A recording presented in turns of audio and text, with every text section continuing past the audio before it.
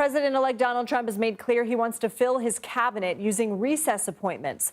According to the Center for Presidential Transitions, during Trump's first administration, cabinet confirmations took an average of 30.9 days. Recess appointments would allow Trump to largely avoid that timely process to fill his cabinet and avoid the potential rejection of his picks.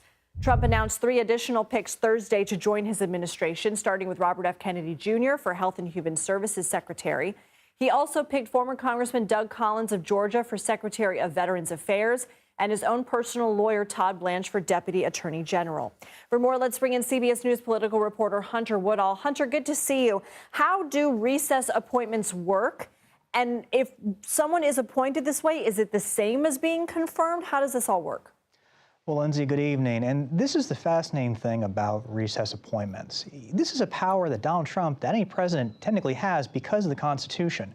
It just hasn't been used much lately, as my colleagues have reported, over the last decade, because both chambers of Congress have said, hey, they didn't like this process in the past. They didn't like former President Barack Obama having this power when he was in office. But this is something that both, George W. Bush, Bill Clinton, Barack Obama have used.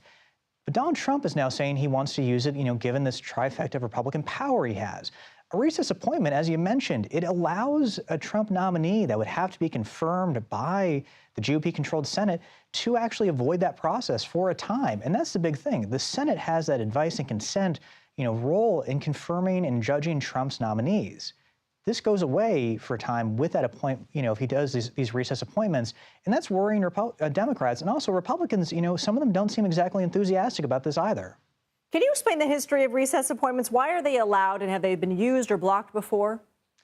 And that's the key thing. Like I said, this is in the Constitution. It is a power that the president has. But what it means is that, there was a court ruling about a decade ago that said if the Senate is in recess for, I think it's about 10 days or so, 10 days or more, a president can make recess appointments. Now, the Senate has avoided this by doing something that's called a pro forma session. They essentially go in there, they bang in the gavel, they turn the lights on, and they get out of there pretty quickly because neither side wanted a president to have this power, because the Senate has said, hey, they want this role. They have this under the Constitution, this idea, advice and consent. They have this check on the executive branch. Donald Trump's now saying, I want to be able to do this fast. And he has a Republican trifecta in the House. He has the Senate. He's going to have the White House soon. The idea that he has this power, he wants to actually be able to use it. It's an open question whether or not the Senate will actually buy into it, though. Hunter Woodall, thank you.